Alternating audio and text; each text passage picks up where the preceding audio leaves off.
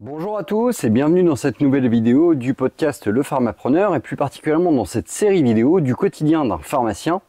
Vidéo dans laquelle je te parle de mon quotidien au sein de la pharmacie du Manoir, mes interactions avec mes collègues, avec également mes confrères et amis des pharmacies des Emmurés et de la pharmacie de Pavilly, mais également de mon groupe de rétro, les Avengers, avec lesquels je partage un certain nombre de labos que nous avons en gestion d'une manière commune.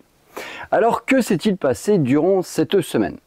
Très clairement, en fait, on repart sur une semaine classique, je dirais, avec ses rendez-vous labos, avec le dynamisme au comptoir, avec ces challenges, marqué également par une journée de mobilisation nationale, mais pas pharmaceutique, le 10 septembre.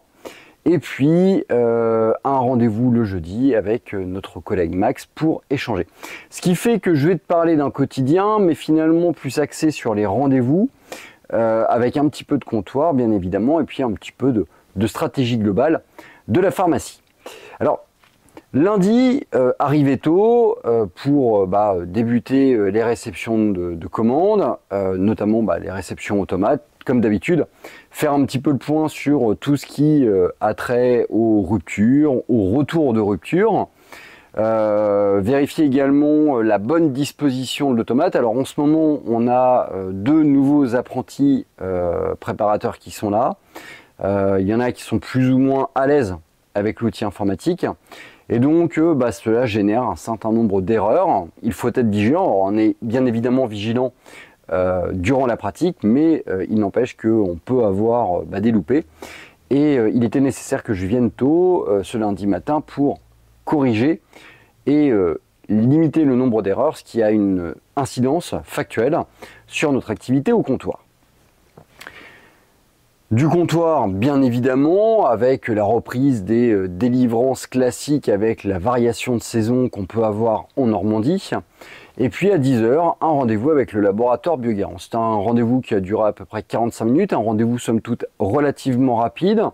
Nous avons fait le point sur tout ce qui était commande de produits conseils, voire éventuellement pour repasser des commandes. On a fait le point bien évidemment sur notre activité, on a fait le point également sur le projeté de notre activité pour cette année 2025. Puis bien évidemment, je dirais qu'on a parlé de l'actualité qui encadre notre partenariat avec le laboratoire Biogarant. J'en ai profité pour également dire à ma commerciale que je n'avais aucune nouvelle de la part du DR, de la part de Jonathan Baerel, avec lequel j'ai envoyé quelques SMS et puis pour lesquels je n'avais pas eu de retour. L'échange a été très constructif. On a parlé biosimilaire, on a parlé générique classique, on a parlé rupture, on a parlé volonté de la part du laboratoire Biogarant concernant, je dirais, l'item pharmaceutique dans sa grande globalité, plus spécifiquement par rapport à notre groupe. Très clairement, le laboratoire Biogarant affiche une volonté de nous conserver, ça c'est plutôt une bonne chose, mais également une volonté de nous accompagner au moins jusqu'à la fin de cette année d'un point de vue économique, et ça je trouve ça plutôt très fair-play de leur part. Reste à voir un petit peu comment ça va s'organiser tout ça au regard des évolutions gouvernementales. Rendez-vous donc qui a duré 45 minutes. Marion, que j'ai eu, a transmis le message à Jonathan. J'ai eu la chance d'avoir un retour de sa part dès le mardi, de façon à pouvoir fixer plusieurs dates pour notre future réunion. Preuve que le laboratoire Biogarant est un partenaire solide et volontaire dans cette démarche. En parallèle de ça, sur la semaine dernière, le laboratoire Teva avait maintenu un certain nombre de propositions. Donc, avec mon groupe, on s'est fait des envois de mails. On va se faire une réunion préparatoire début octobre et on va valider avec le laboratoire Biogarant une réunion le 28 octobre pour finalement un petit peu figer ce qui va se passer pour ce début d'année 2026. La journée ensuite, c'est beaucoup de comptoirs, beaucoup de délivrances et un fait d'armes. Ma voiture a un problème et donc j'ai dû m'absenter pendant quasiment 1h30 lundi pour aller faire un check de la motorisation de mon Tiguan. Voilà, tu perds du temps et au final pour pas grand chose. Fin de journée, un petit peu de course à pied, histoire de se vider la tête, hein, et puis la journée est terminée pour ma part. Mardi, journée classique avec le dépôt des enfants, avec un petit passage au niveau du marché pour faire un petit check en dehors de la pharma, un certain nombre de patients. Et puis un très gros rendez-vous avec le groupement Lafayette. Alors, le groupement Lafayette m'avait sollicité courant juillet pour revenir nous voir. J'avais trouvé pertinent de le faire. Pourquoi ? Parce que si j'ai lancé toute cette dynamique de prospection, je dirais, des groupements et ce qu'ils peuvent proposer, c'est finalement à l'initiative du passage au mois de décembre du groupement Lafayette. Alors lorsque le groupement Lafayette est passé, moi j'avais pas de questions parce que tout simplement j'avais pas de besoin. Et que factuellement, c'est ce passage du groupement Lafayette qui a fait qu'on s'est dit, finalement, pourquoi pas changer de groupement. Mais lorsque j'avais audité finalement le groupement Lafayette, j'avais pas beaucoup de questions, j'avais pas forcément beaucoup de connaissances sur ce que pouvaient proposer les autres groupements. Et les 5-6 rendez-vous que j'ai pu faire avec d'autres groupements m'ont ouvert un petit peu les yeux sur tout ce qui était proposé par les groupements, leur process, leurs offres, leur accompagnement. Et je trouvais ça plutôt fair play en fait vis-à-vis du groupement Lafayette, de me rapprocher d'eux pour tout simplement en fait avoir un dialogue qui est plus construit. Le rendez-vous a duré pas loin d'1h30, ça a été assez long, ça a été un échange relativement construit, très intéressant. Alban Fréchet est quelqu'un de très professionnel qui présente bien son groupement, beaucoup d'informations, beaucoup de valeurs, beaucoup d'intérêt pour ce groupement. Mais malheureusement, et je m'en vais lui répondre la semaine prochaine, nous ne donnerons pas suite à un éventuel partenariat avec le groupement Lafayette. Non pas que l'offre ne nous convient pas, parce que je trouve que par rapport à toute l'image qu'on peut avoir vis-à-vis du groupement Lafayette, je trouve que factuellement ils se défendent pas si mal que ça en fait sur leur dynamisme, sur leur volonté d'accompagner le pharmacien, sur cette espèce d'encadrement que je souhaite trouver avec un partenariat groupement. La seule chose qui va nous bloquer avec mon collègue et ami Marco, c'est un item qu'on a été amené à soulever. Alors, il n'y a rien de jugeant là-dedans, hein. Je dis que simplement chacun a ses propres valeurs, chacun a sa propre vision, chacun a ses propres dogmes, je dirais. Et on nous avait alerté sur le fait que le groupement Lafayette, lorsqu'il y avait des contrats, avait la possibilité de mettre en place un système de préemption par rapport à des offres de vente. J'en ai demandé la confirmation à Alban et force est de constater qu'il a été honnête là-dessus. Alors déjà, ce sont des contrats qui nous engagent sur 5 ans, je trouve ça relativement long et que dans la possibilité où en fait une éventuelle association se passe mal entre la pharmacie et le groupement, ça peut être long, très long de subir un groupement dans ces cas-là. Et puis il y a effectivement en fait cette notion de possibilité de préemption. Si jamais on décide de vendre, le groupement Lafayette a la possibilité à offre équivalente de proposer quelqu'un, du moins de mettre quelqu'un qu'il aurait choisi.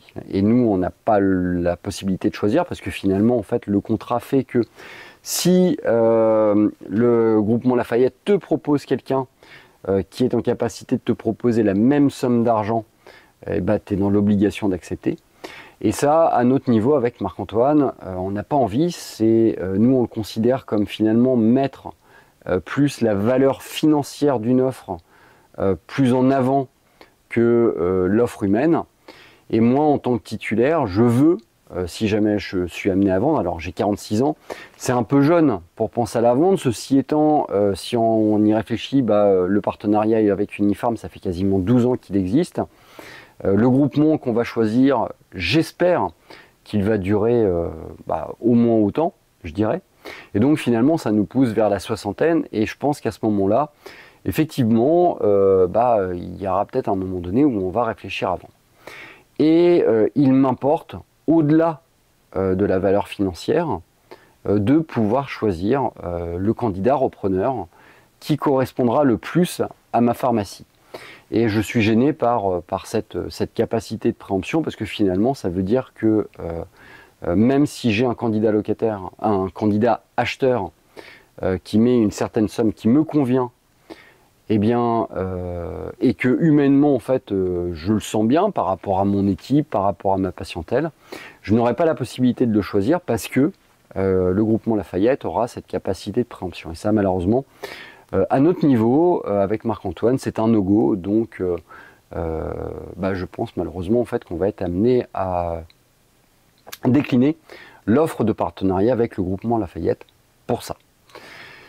Voilà, la journée du mardi après se continuer, je dirais, avec un certain nombre de passages de commandes à passer, notamment le laboratoire EFIC comme je l'avais programmé, et puis également avec le laboratoire Majorel pour réaliser un certain nombre de rétros nécessaires à alimenter aussi bien ma pharmacie que la pharmacie de mon collègue et ami Maxime. Mercredi, pour ma part, mercredi matin, j'ai couru, je ne suis pas venu travailler. Je m'accorde ce temps-là parce que je prépare un objectif qui est l'UTMJ, l'Ultra Trail des Monts du Jura, et donc j'ai besoin de faire un petit peu de volume. L'activité et le nombre de personnes présentes dans ma pharmacie me le permettent. C'est l'avantage d'être installé depuis une douzaine d'années, c'est qu'un certain nombre de process, de procédures, d'organisation nous permettent finalement de travailler 32 heures dans la semaine, et ça c'est plutôt cool, j'apprécie énormément. L'après-midi par contre, une après-midi extrêmement dense avec un fait notable. Je devais notamment aller rechercher un lit médicalisé, et puis malheureusement l'opérateur d'Oxypharm m'a subtilisé mon lit de pharmacie. Il a été convenu avec le technicien et avec son responsable qu'ils allaient nous le ramener le jeudi, ce qui a été effectivement fait. Le lit est dans des bonnes conditions, même nettoyé et rangé dans notre garage par un opérateur très méticuleux qui a juste été victime d'une petite erreur d'étourderie. Ceci étant, j'en ai profité également pour communiquer beaucoup avec mes collègues infirmiers du secteur d'Isnomil pour voir un petit peu avec eux. Alors ça, c'était un projet que j'avais en tête depuis la fin du mois de juin, c'est-à-dire de me mettre en relation avec les autres professionnels de santé du secteur isnovilais pour finalement en fait faire un petit peu le point sur leurs besoins, leurs urgences et comment la pharmacie pouvait et pourrait faciliter leur travail. Le but, c'est de faire du lien, c'est de faire du réseau aussi, et puis c'est de jouer pleinement notre rôle de professionnels de santé et de professionnels de santé, je dirais, pivot dans l'aspect sanitaire d'une ville comme Isneville. Et voilà, donc on a pas mal échangé avec Mathieu sur les besoins, sur la mise en place de la campagne vaccinale grippe qui va arriver. L'objectif, donc encore une fois, c'est véritablement de créer un partenariat, une entraide, une collaboration pour améliorer l'aspect sanitaire au sein de la ville d'Isneville. Donc livraison, partenariat, passage de commande, du comptoir bien évidemment. Il est temps également de commencer à réfléchir un petit peu sur les précommandes au niveau des vaccinations Covid et de préparer également les futurs rendez-vous de la semaine prochaine. Beaucoup de rendez-vous également ont été pris pour la semaine prochaine. Il y a entré un certain nombre de projets qu'on est en train de lancer ou de déboucler avec Marc-Antoine. C'est des périodes relativement denses sur lesquelles il nous faut du temps, et on a la chance d'avoir une équipe qui nous permet de nous libérer du temps à ce niveau-là. Activité donc classique jusqu'à la fin de journée, rien de particulier à noter. Le jeudi matin, de nouveau un peu de course à pied pour ma part pour continuer à préparer l'UTMJ. Le début d'après-midi a été exclusivement orienté sur un rendez-vous avec notre collègue et ami Maxime. Le but, parler de sa boîte, parler de l'évolution de sa boîte, parler des faits importants et marquants, parler des stratégies de développement de sa boîte, et puis surtout préparer, je dirais, un futur déplacement de la pharmacie de Max, voir un petit peu quel est son bilan, comment a évolué sa pharmacie depuis un petit peu moins d'un an, et puis voir comment il pouvait préparer au mieux le rendez-vous bancaire qu'il allait avoir, voir ce qu'on peut également lui apporter pour cette fin d'année, et puis voir aussi comment on va pouvoir s'organiser dans cette espèce de galaxie manoir et avec les emmurés et avec les pavilles, pour finalement s'organiser au niveau des commandes et répartir un petit peu les différentes missions de chacun. Voilà, pour ma part, la semaine se termine ainsi. Vendredi, je suis off et tout le week-end qui va venir, je vais aider ma femme. On a la chance d'avoir un Jumpy et il va être bien utile car ma femme déménage son cabinet de kinésithérapie avec ses collègues et on va avoir besoin de mes petits bras pendant le week-end. C'est mon collègue Marco qui va assurer le service au sein de la pharmacie d'Isneville et je l'en remercie. Voilà pour cette semaine. La semaine prochaine, j'aurai encore pas mal de choses à te dire. On va monter crescendo dans l'activité pharmaceutique, dans les rendez-vous, dans les commandes, dans les précommandes également.